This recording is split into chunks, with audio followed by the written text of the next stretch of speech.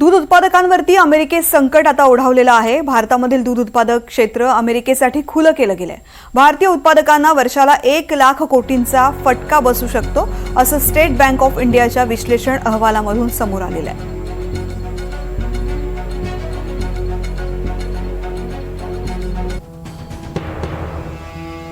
भारत अमेरिकेमध्ये व्यापार समझोत्यासाठी वाटाघाटी सुरू होत्या आणि कृषी दुग्ध उत्पादन क्षेत्रामध्ये हे क्षेत्र व्यापारासाठी खुलं करण्याचा निर्णय झालाय। अमेरिकी डेअरी उत्पादनाच्या आयातीला परवानगीवरती चर्चाही झालेली आहे। परवानगी दिल्यास उत्पन्नासह रोजगार बुडेल अशी शंका व्यक्त केली जाते।